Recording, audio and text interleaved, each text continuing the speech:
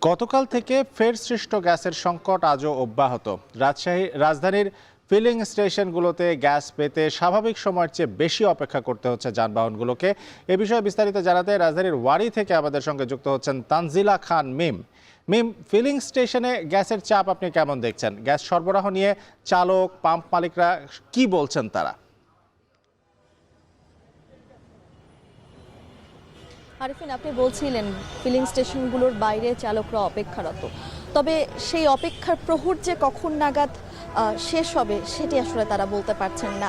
অপেক্ষা কেবলই দীর্ঘায়িতই হচ্ছে।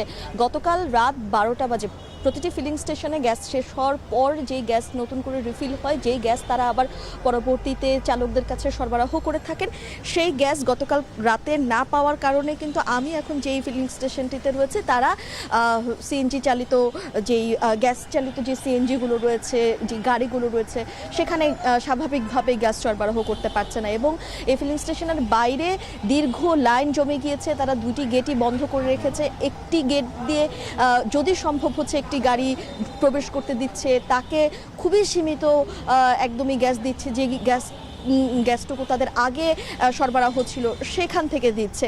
আসলে আমরা চালকদের সাথে কথা বলছিলাম, বিশেষ করে যারা চাকরি করেন তারা বলছিলেন যে তাদের যারা মালিক রয়েছেন, গাড়িটির মালিক, তো তারা বলছিলেন চালকদেরকে যে গ্যাস যদি না পাওয়া যায় তাহলে তো মানে তাদেরও একটা বেতন ভাতায় অসুবিধা পড়বে, বা সেটিও আসলে হুমকির মুখে পড়ে যায়।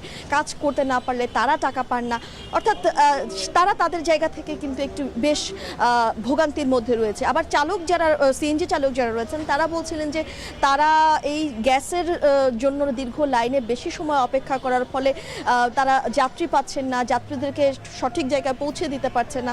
আবার যারা এই ভাড়ায় সিএনজি চালাচ্ছেন তাদের দুর্ভোগ হচ্ছে, তাদের আসলে যেই মালিক থাকেন সেই মালিকের কাছে তাদের নির্দিষ্ট যেই সংখ্যক টাকা বুঝিয়ে দেওয়ার কথা প্রতিদিন, সেটি তাদেরকে বুঝিয়ে দিতেই হয়। তো সেক্ষেত্রে তাদের আসলে তারা যাত্রী পাচ্ছেন কি পাচ্ছেন না সেটি বিবেচ্য বিষয় নয়। তো সব কিছু মিলে আসলে সবারই দৈনন্দিন যে আয়, সেই আয়ের মধ্যেই কিন্তু একটা বড় রকমের প্রভাব পড়ছে। কারণ বেশ লম্বা একটা সময় দিনের, সেই লম্বা একটা সময়ে তাদের আসলে ফিলিং স্টেশনের লাইনে অপেক্ষা করতে করতেই কেটে যাচ্ছে। এবং আমরা এখন পর্যন্ত যেটি খবর পেয়েছি যে রাজধানীর বেশিরভাগ ফিলিং স্টেশনগুলোতেই কিন্তু আজ এখনো পর্যন্ত গ্যাস সরবরাহ করা সম্ভব হয়নি। ফলে যারা চালক রয়েছেন, তারা যারা দূর দূরান্ত থেকে এসেছেন এবং যারা মাঝরাত থেকে এখানে লাইন ধরে দাঁড়িয়ে আছেন গ্যাস পাওয়ার আশায়, তারা বলছেন যে গ্যাস যদি নাই থাকে তাহলে আসলে আমরা কোথায় যাব, কিংবা আজকের দিনটা আমরা কিভাবে চলবো। এই যে একটা দ্বিধাহীন বিষয়ের মধ্য দিয়ে গ্যাস ফিলিং স্টেশনের পাম্পের যারা লোক রয়েছেন তারা রয়েছেন এবং চালক যারা রয়েছেন তারাও রয়েছেন, সবকিছু মিলিয়ে এক অনিশ্চয়তার মধ্য দিয়ে আসলে দুই পক্ষকেই যেতে হচ্ছে। আরফিন, এই ছিল এখন পর্যন্ত আমার কাছে সবশেষ।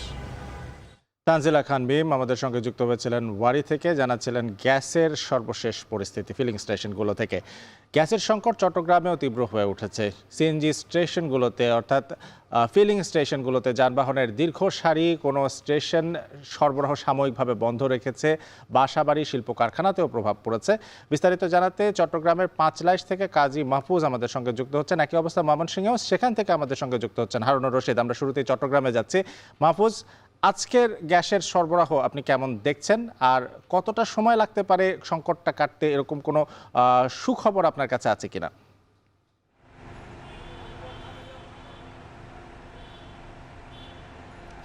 আরফিন, কবে নাগাদ এই পরিস্থিতি স্বাভাবিক হবে সেটি নির্দিষ্ট করে কর্ণফুলী গ্যাস ডিস্ট্রিবিউশন কোম্পানি কিংবা মহেশখালীর ভাসমান যে এলএনজি টার্মিনাল কর্তৃপক্ষ রয়েছে তারা কেউ কিন্তু বলতে পারছেন না। আমরা গত 3 দিন ধরে কিন্তু দেখতে পাচ্ছি নগরীর যে ফিলিং স্টেশনগুলো রয়েছে সেখানে কিন্তু যানবাহনের দীর্ঘ লাইন, একই সাথে বাসাবাড়ি থেকে শুরু করে শিল্প কারখানা সব জায়গাতে তার প্রভাবটি পড়েছে। গত কয়েকদিন মাঝখানে কিছুটা স্বস্তি ফিরলেও আমরা দেখতে পাচ্ছি 3 দিন ধরে সেই আগের পরিস্থিতি, অর্থাৎ জুলাইয়ের শেষ নাগাদ যে পরিস্থিতি তৈরি হয়েছিল সেটি কিন্তু একই অবস্থায় এখন বিরাজ করছে। ফলে যানবাহনের যে সড়কে যানবাহনের প্রভাবটি যেমন পড়েছে, একই সাথে দ্বিগুণ ভাড়া সেটিও আমরা দেখতে পাচ্ছি, যাত্রীরা অভিযোগ করছেন। এবং শিল্প কারখানা থেকে শুরু করে বিদ্যুৎ উৎপাদন কেন্দ্র সব জায়গাতে কিন্তু তার প্রভাবটি পড়েছে। ঘন ঘন লোডশেডিং করতে হচ্ছে, সেটিও আমরা গত কয়েকদিন ধরে দেখতে পাচ্ছি। আপনাকে বলে রাখি যে চট্টগ্রামে আসলে গ্যাসের যে চাহিদা সেটি হচ্ছে প্রায় 400 মিলিয়ন ঘনফুট। সেই জায়গাতে গত 20-25 দিন ধরে চাহিদার অর্ধেক পাওয়া যাচ্ছে, অর্থাৎ কখনো 190 মিলিয়ন ঘনফুট, আবার কখনো 200 মিলিয়ন কিংবা 210 মিলিয়ন ঘনফুট। তো সেই জায়গাতে আসলে অর্ধেকের যে ঘাটতি সেটি কোনোভাবে পূরণ করা সম্ভব হচ্ছে না বলছেন গ্যাস সংশ্লিষ্ট যে সকল প্রতিষ্ঠান আছে তারা। তো এই অবস্থায় পরিস্থিতি আসলে কবে নাগাদ স্বাভাবিক হবে সেটিও কেউ নির্দিষ্ট করে বলতে পারছেন না। আপনি জানেন যে মহেশখালীর যে দুটি ভাসমান এলএনজি টার্মিনাল রয়েছে সেখানের একটিতে অগ্নিকাণ্ডের ঘটনা ঘটে গত মাসে, সেটি এখনও পুরোপুরি স্বাভাবিক হয়নি, অর্থাৎ ঠিক হয়নি। তার প্রভাবটি কিন্তু আমরা দেখতে পাচ্ছি আসলে চট্টগ্রামের সব ক্ষেত্রে এসে পড়েছে। এমন অবস্থায় দ্রুত সেই ত্রুটিটি কাটিয়ে এনে গ্যাস সরবরাহ স্বাভাবিক করার দাবি জানিয়েছেন গ্যাস সংশ্লিষ্টরা। আরএফএন।